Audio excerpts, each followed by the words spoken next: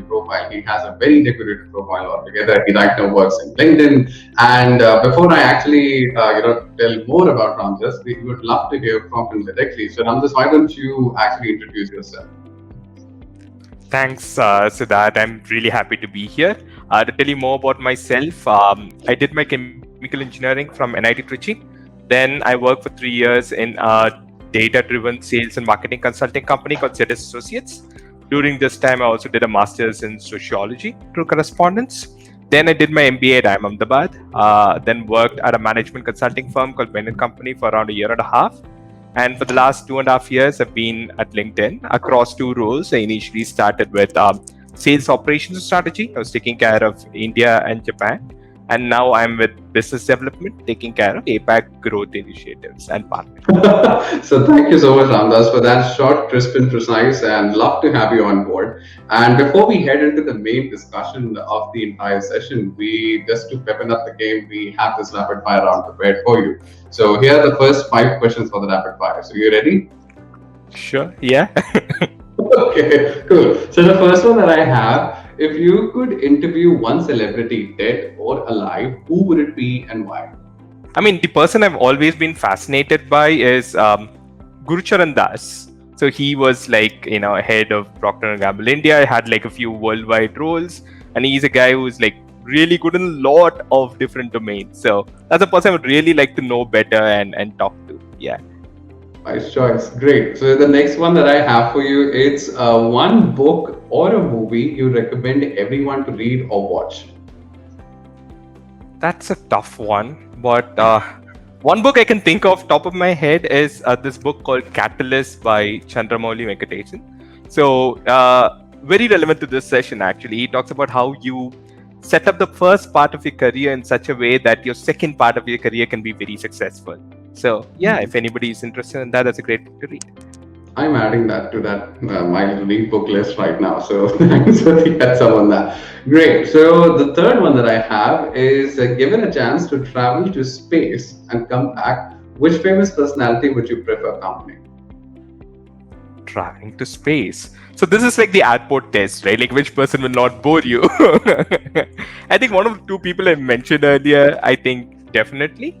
But yeah, somebody like an MS Dhoni as well. Like just in case something goes wrong, they're like, okay, yeah, take care of the situation. Make sure that everybody is calm and bring us safely back.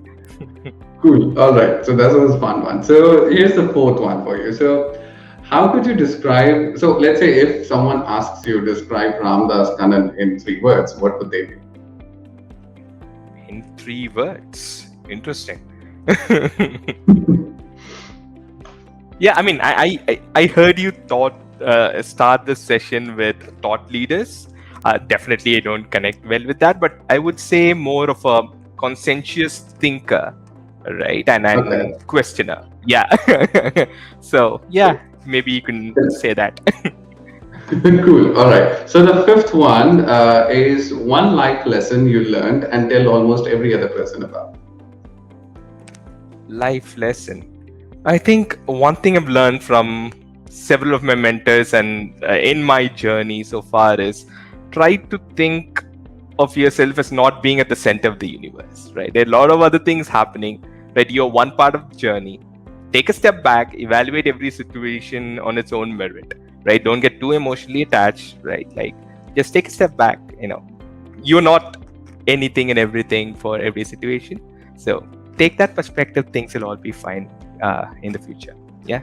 Wonderful. That's a beautiful perspective altogether. I know, so this differentiates from what we have been hearing, that you are the one, go for it and stuff like that. But yeah, I think this is important too. So definitely, I second this one. Great. So that's the simple rapid fire is over. Now we have the swipe left and swipe right. So swipe right if you agree with something, and swipe left if you disagree with something. All right. So here we go. Cryptocurrency. Left. Not for me. Got it. I don't understand it. I need to understand something. Yeah. Okay, got it. World. Left again. Okay, cool. Fitness. It's too much of a craze, but I would say right if you count both fitness for the mind as well as the body. Yeah. Okay, cool. Reading. Right for sure. Yeah. Cool. Meditation. Right for sure. Definitely want to try it out more. Got it. Zoom meetings. Oh God. I'm more of a Teams guy, so I would say left. Got it. Entrepreneurship. It's a beast in itself, and everybody has their own take on it. I'm more of, like a regular guy, and I leave it to people who are really interested in it. So for me, left, yeah. Agreed. Cool. All right. So that was the end of the rapid fire. So around this, you did great. Your answers was bang on and to the point. So that was perfect for the rapid fire. Let's head on to the main Q&A session. All right. So the first talking point in itself. So we obviously, like you rightly mentioned, you have this pretty diverse background. When you started your academia from the very beginning. So from engineering, all the way to like you mentioned, so core business development in LinkedIn or even sales, as a matter of fact. So that transition is actually pretty fascinating. So first of all, we would love to hear, did having an experience, before an MBA really help? And do you think that it's okay for people to actually pursue an MBA, is it like before working, or would you prefer like while you're working, then go for an MBA? So this is like a very hot topic right now for the year. So what would you like to say? Interesting. I can only talk about my own story, right? Like I had 3 years of experience before my MBA, and I thought it really helped me, understand my courses and the case studies that we discuss in class. I was able to connect what was happening in class to, what I've seen in real life across subjects, be it like HR, organizational behavior, marketing, statistics, strategy, right? And also, I would say that my work experience really helped me get a job in management consulting in a firm like Bain, because I had worked on certain projects that were relevant to that particular career path, right? So for me, I think it was very positive. But I also know that there are a lot of people who do MBA in India as a fresher, right? And I know a few of them who've done really well after that. So it's not such an easy open and shut question. I think it depends on a lot of personal factors, like do you have the time to study later on? Do you like the first job that you have out of campus, right? But if you're like me and if you think you need to build a better profile, that would be more helpful for you when you do an MBA and your career afterwards. I would definitely recommend, taking some time out and, working for a few years before taking that plunge. Great. So I completely agree with you with specifically because every individual has their own specific, thing to how to pursue things. So first of all, understand as to where you are and then accordingly, plan for it rather than looking at a trend or looking at a friend, oh, he did an MBA like this, so let me go for it like that. Absolutely. I agree. All right. So the next question, since this is again, since you have done your masters from IIM Ahmedabad, and obviously there are many young aspirants out there who definitely aim for that thing. So, so what was the typical day of IIM for you like? We would love to hear that. Interesting. Okay. Generally, we had like 3 classes a day, right? Mainly to discuss case studies, and each case study would be about like a real or a hypothetical situation built around the concepts that we had to learn, right? So we had to spend time before every class going through like around 100 page of materials on the subject, around 20 page for the case study, right? And then you sit in the class and then discuss as a group, like all 100 of you with the professor, right? And then we also have surprise quizzes at fairly regular intervals. right? And we had like assignments to submit almost every week, right? So it was a very rigorous academic environment. But then, I mean, the profs were great and the peer group was very competitive. And I feel it's a great learning experience, something that I'm very grateful that I got a chance to attend and go through. Yeah. Cool. That's a pretty fascinating one. So now this is again interrelated question. So I am actually looking forward to your answer on this one. That if you were to look back, would you have done something differently? What's your opinion on that? Differently. Okay. So one thing I can say is maybe I would have spent a bit more time learning more about computer science and technology, about coding and all, right? Like from a very young age, I was like fixated about doing an MBA. So I was building my profile in that direction. But then once I get into the business world, I realized that a lot of business revolves around technology, right? It would have been really helpful for me to have a bit more context on that and how technology works. That is something I might have spent a bit more time on in my younger days. Yeah. Got it. So probably is that like in your wish list anytime soon? Is like something in your doing some LinkedIn learning courses, but I think it would have been much easier 10 years back.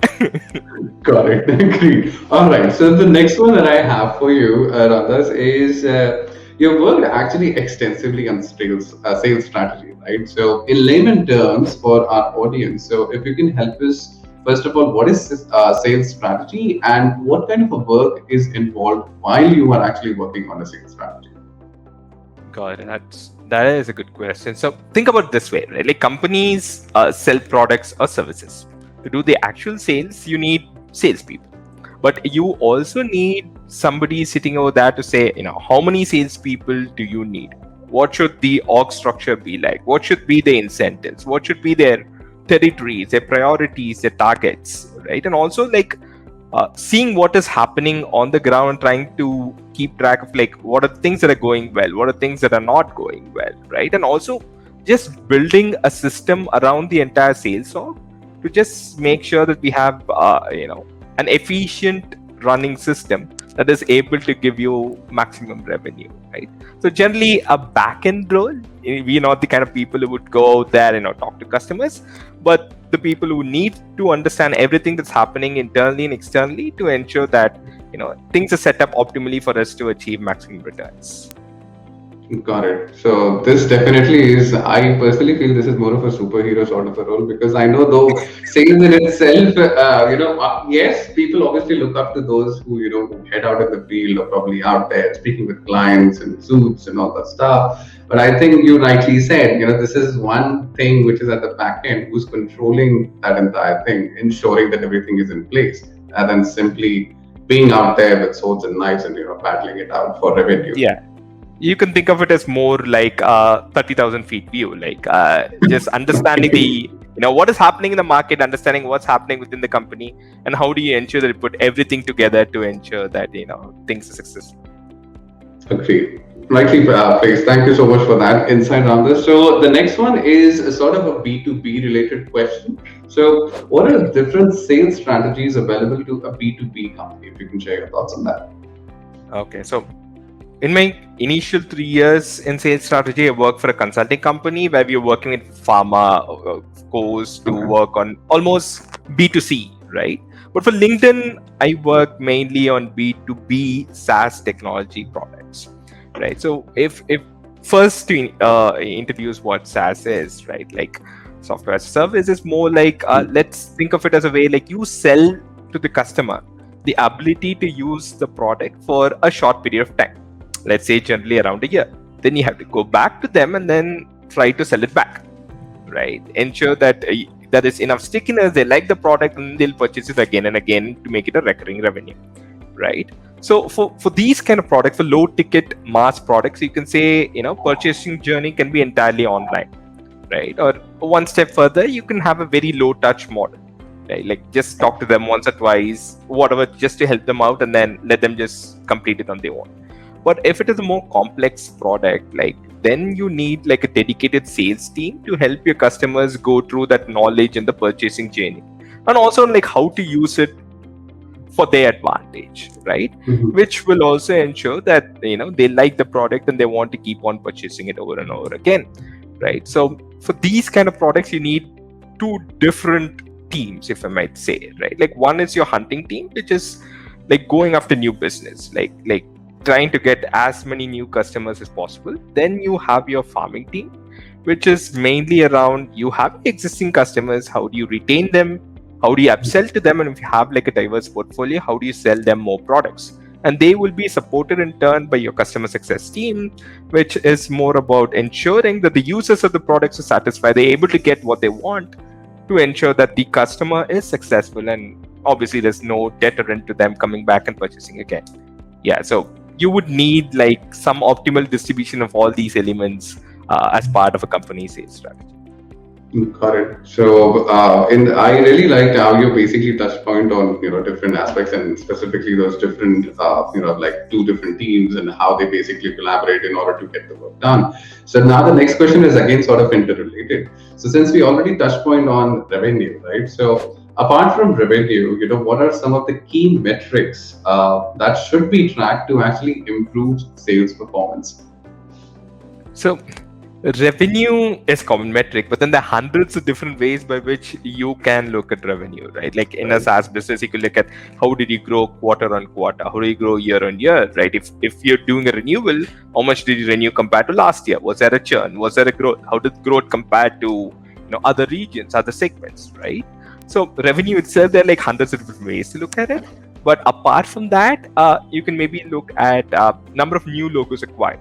Right, like are you getting more new customers into the funnel, right? Like, and this is more like an output metric. If you want to look at more input metrics, then you can look at factors like have you identified new customers, in the sense that do you think these are like good potential customers who can like will just top of the funnel right now, but in like 3 months, 6 months, they'll go through the journey and they'll make a purchasing decision, right?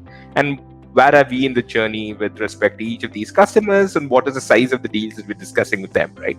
These are some input metrics that would be good leading indicators of what would happen like 3 months, 6 months down the line in terms of our revenue targets. So the next one that I have, this is sort of related to data and sales, and it's like a mix sort of a question. So the next one that I have is, can you give an example how data can actually be used to optimize your sales?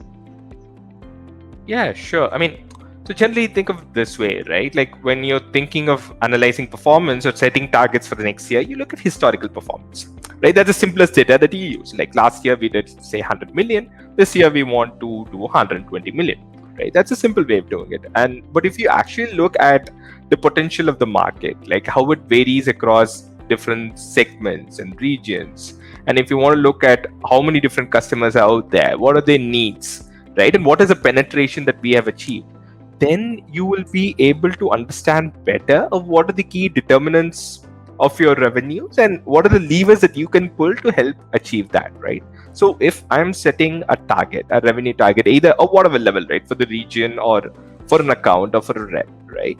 Then you take a look at like a matrix of behavior, which is like how have we performed earlier with respect to that account, that rep, that region, and also in terms of potential, like what is it that we can still do in this particular segment, right? It could depend on a variety of things, like how is the market looking, how is that particular company doing, what is their long-term value, for example, how much of it have we already achieved, so what is the white space that's still left there, right? And then you look at a trend analysis, maybe like how have things gone through over the last 2-3 years, and then try to understand like what is the right revenue that you can get from that particular segment of region. Yeah.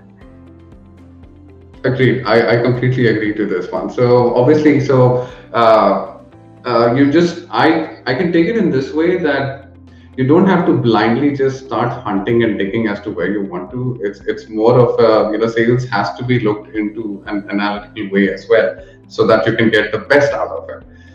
Absolutely. Otherwise, you'll just be, blindly following like what has happened before, right? So. Completely agree. Great. So now we move on to a little bit of a career and the other side of the coin of sales, which is now as business development. So I myself, as a business development professional, so would love to hear your insights and would love to take away some things from you. So the next one that I have for you on this is, So we obviously, like you rightly mentioned in LinkedIn, you recently switched from a sales strategy role to a business development and partnerships role. So a little bit of an advice for people out there who are actually wanting to serve into different maybe segments or roles. So when and why should someone switch a job role or even functions? Got it. So, firstly, each of our journeys are different, right? My situation might not be the same as yours, or might not be the same as anybody else. But I agree that there are some common frameworks that we can apply to see if you're making the right choices, right? Like, do you enjoy the people that you're working with? Do you align with the company goals and vision and the culture, right? And do you think you're making impact in the role that you're working on? Are you recognized for what you're doing? And more importantly, you feel that you're learning and growing, right? So you need to look at all of these things from a short term as well as from a long term angle, right? From my own particular example, right, it's I love my team. I enjoyed the work I was doing in sales operations and I was getting good feedback, but I felt that there were certain skills that I wanted to develop and certain domains that I want to look at that I wasn't able to when I was part of this team, right? And that was one of the key reasons that prompted me to look for something different to do, right? And in LinkedIn, we are encouraged to, like switch roles within the organization. And my manager was very supportive when I told him that these were the things that I wanted to do. So my current role in business development is more an external facing exploratory role, while my earlier role in sales operations strategy was more like a data driven model based internal facing role, right? So very different. I just want to see this side of the world, explore the B2C side, while earlier I was more on a B2B enterprise focus. So that's my story. It's been like 2 months, going well so far. So overall idea being that, just look whether you're learning and growing personally, right? If there are any skills that you want to pick up that you're currently not able to, and you feel it will help your career long term, I think it's very helpful to focus on these aspects. I think what you rightly mentioned is, first of all, do a little bit. I know that while you are in that journey, the best thing that you rightly portrayed was, trying to self-analyze, see if where you are you getting the best out of it? And if you still want to achieve more or probably have something else aligned too, why don't you just go for it and try to experiment with that too? There is no harm in that. So Yeah, but the thing is, I mean, we need not think of it every quarter, every 6 months, right? It's like, make sure you go through a few cycles, make sure you understand what you're doing, make sure that you have a certain level of expertise, then try to think of what are the other things that you can do, right? Yeah. Next one that I have is so with respect to specifically business development, roles. So business development, if I look back, so initially it was all sales, right? Inside sales, outside sales, sales strategy. So way back, even if I look back like 6 to 7 years back, it was all about sales. Then suddenly this new, role started to come into the market, which was business development, wherein, business development professionals are looked upon to, like you rightly said, hunt down opportunities and, look for partnerships and other stuff. So for our audience, if you can talk about a little bit about, because there is still a little bit of a misconception on business development as well as on sales. So as a business development professional, what are the responsibilities that one can look for? It's a very valid point, right? Because at least at LinkedIn, sales is a very different role from what we have as a business development role. Like sales is more about going after customers to buy existing solutions that they have on the market, right? To make sure that they purchase the solutions and they use it. Business development here is more of a long-term exploratory journey when you try to figure out who are the partners that can help your company and your member base achieve their objectives, right? It's not like a direct mapping. It's more like you try to think of, are there any commonalities between what we are trying to achieve and what somebody else in the ecosystem is trying to achieve, and together do we think it will provide more value to our members than just alone, right? So I take care of APAC growth partnerships. So my role is essentially to find ways to increase member base and usage through inorganic partnerships, right? So this could involve something like getting more publishers to post content on LinkedIn, or it could involve working on the go-to-market and partnerships for new features like groups and communities, or about new segments that we want to target, like students or small business, for them to be more active on LinkedIn. So it's generally about how do we leverage this big ecosystem to help provide more value to our members. Yeah, absolutely. So I also remember while I was reading way back. So like I said, I myself am a business development professional. So way back when I was venturing this role, I remember this distinguished that there are certain set of people. When this role was being distinguished, that there are certain set of people who are actually pretty good in cracking a sale, like converting people and bringing them on board and stuff like that. Wherein others are more probably equipped with analyzing, strategizing stuff, looking out for opportunities. This is better, this is not. So that's where, rather than mixing those two audiences and those two professionals, so there was a breakup that, this is where it is. So why don't you do this if this is what you're expert in? And sales guys, you do sales, right? So PD is like you rightly said, it's like a holistic sort of a thing. Like you, in the very beginning, you said, like, it's a top view of how, could you put it as to how, where should we expand, how should we get into and stuff like that? Yeah, you could say that. Yeah, well put. Great. So the next one that I have, so now you rightly mentioned with respect to partnerships, and since you are in that role around this, so why don't you help us with the one common thing which PD usually need guidance for is what is the process of finding partners and what all does it involve? Okay. First, you need to have a program, right? Like understand what is it that you're trying to achieve. And once you're clear on that, then you look at the biggest and the most relevant players in that domain. And interestingly, these guys can be either a direct player, they can be an enabler, right? So you need to understand the ecosystem, the entire value chain of the landscape and the customer journey, right? Because when you're talking about partnerships, it's not like sales, like just find the biggest guy, go sell. It's you need to look at the ecosystem in a much more broader, holistic context. Right? So some guy can be right in the center, some guy can be in the corner, but he or she can be like more important for you to achieve your objective, right? So just need to understand where are the gaps that you're trying to fill and who are the people who are in the best place to fill that for you to achieve your objective and for your members to achieve their objective. Yeah, so. Got it. So you sort of answered the last question that I had for you, but I would still, if you can probably do a little elaborate part on this one too. So this is the last one. Sorry, a second last one. So the second last one that I had for you is what criteria do you see or probably even use to evaluate potential partners? Relevance, impact, and trust. Right? Like trust mainly because LinkedIn is a well-known brand, and if you're having a partner, then we need to ensure that they carry the same level of trust with our members as we do, right? But coming to more mundane matters, impact obviously is very important, right? Like, what is the impact that a partner can create? I mean, does it help get more people on the platform? Does it help create more usage, people staying longer on the platform? Does it help members achieve their objective? And what is the percentage of the entire user base that we have that this particular partner can target, and how much value can they bring to that particular segment? So we need to look at all these factors to understand like who can be a potential partner. I mean, you can go after anyone and everyone, but then you need to understand that you have limited resources and limited time. So trying to understand who can give you the most value, and then trying to see how we can go after them, like understanding what their objectives are and how we can work on some common platform to achieve both of your goals. Awesome. So I really like how you, in a concise manner, you place those important pointers. Great. Thank you so much on this.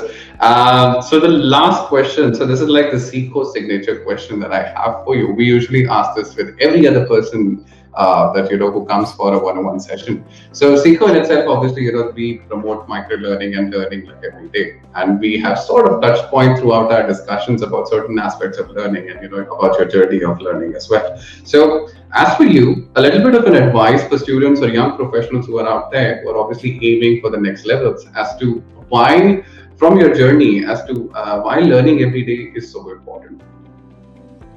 Okay, so personally, I put a lot of emphasis on being curious, trying to understand the broader picture and how everything fits in together, right? So I have a background in statistics, analytics, and then strategy, and then I have an interest in sociology and literature.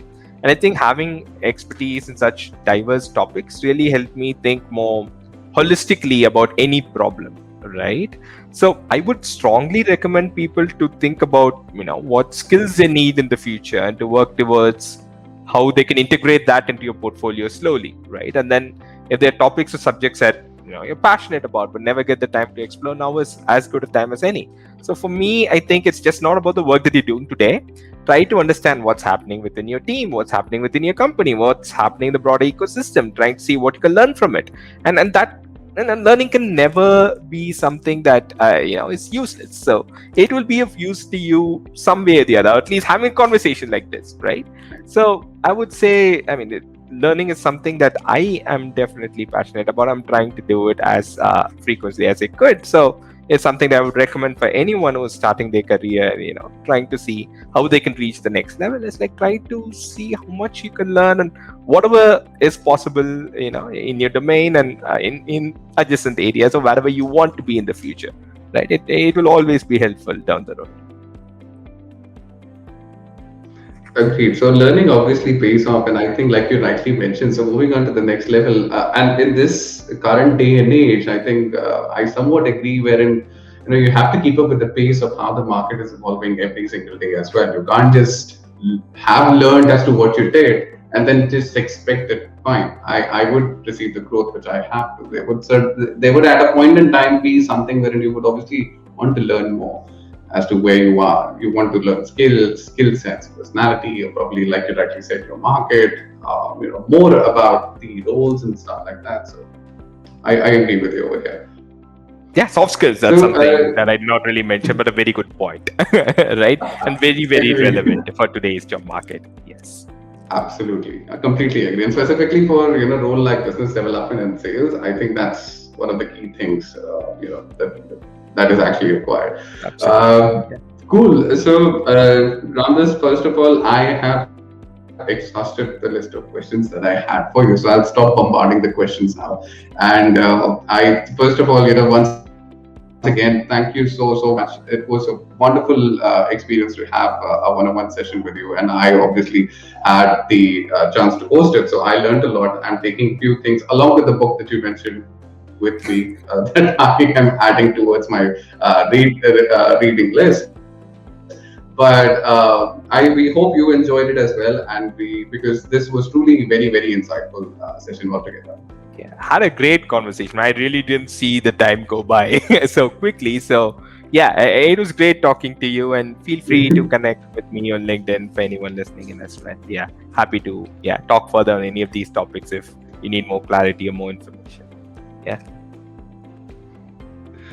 Cool. So, guys, that's about it for the one-on-one session. And please stay tuned with Seekho, because there are more such things. And as Ramdas rightly mentioned, if you would love to connect, he's there on LinkedIn. Please go right ahead, bug him. And at the same point in time, I'm going to do that itself in the next few days. But once again, Ramdas, it was beautiful to have you, and throughout the conversation, like you rightly said, I didn't even notice that it's more than half an hour that it went by. But truly enjoyed the entire conversation. Thank you so much for every single insight that you shared on the session. Thank you. Pleasure talking to you too.